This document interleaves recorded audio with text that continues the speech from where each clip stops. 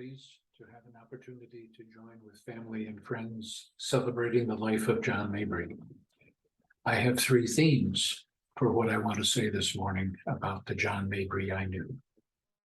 The first is that John was a kind, generous, and gentle man, a good friend, a man without pretense.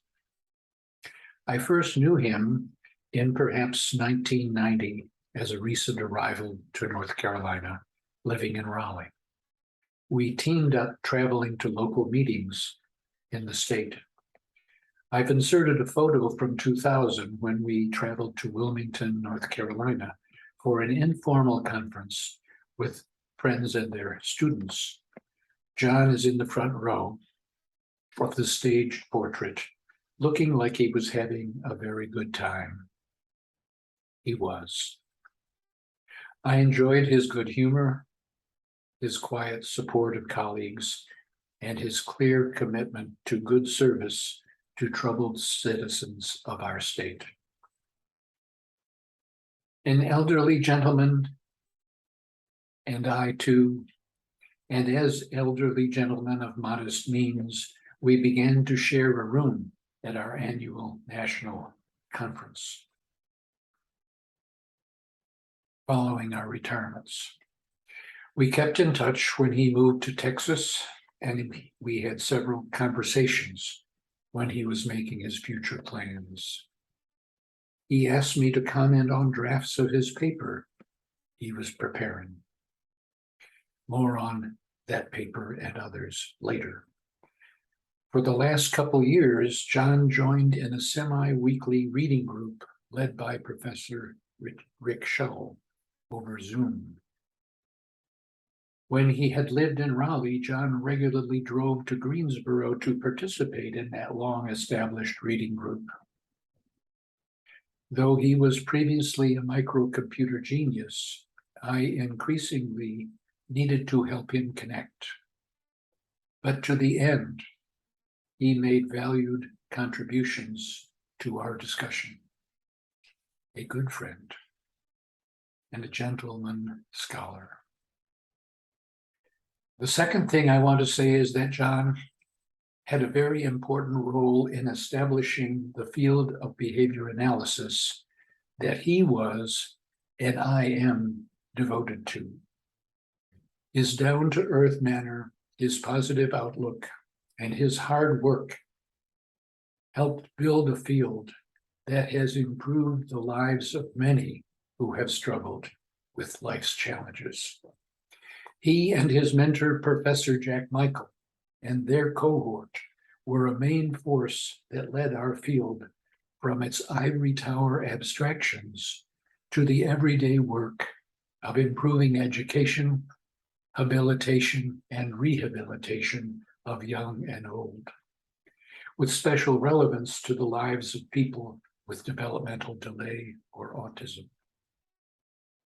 John, for example, with two others, edited 3 books of readings that brought together 146 articles showcasing the strengths of a behavioral approach to both philosophical topics and, more importantly, to practical applications.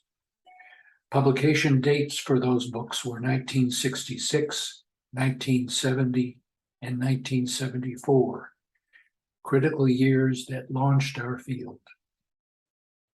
John's main life's work was focused on quietly improving the lives of literally thousands of individuals with developmental delay, though several of his favorite stories featured his personal joys in parenting.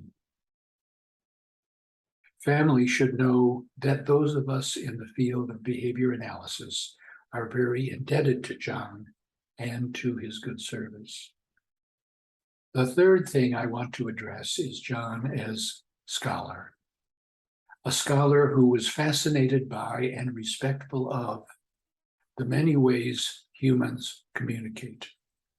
As a graduate student, John was intrigued by Skinner's radical and pragmatic analysis of language as verbal behavior communication between speakers and listeners.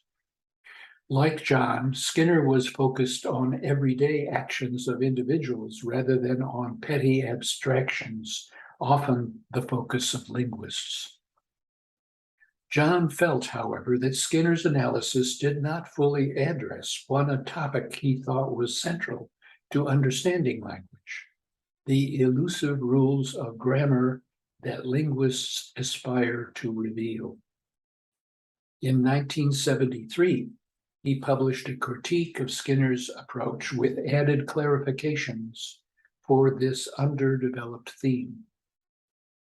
He then devoted himself for the next 40-some years to more strongly connecting a behavioral account to that topic.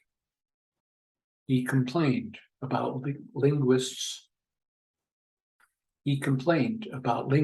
who preferred the analysis of the writings of well-to-do and ignored the speech of ordinary people.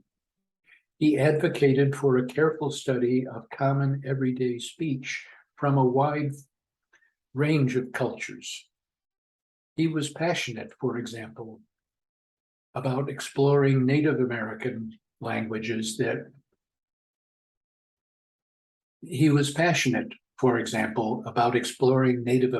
languages where everyday discussions are structured so differently than discussions in European tongues.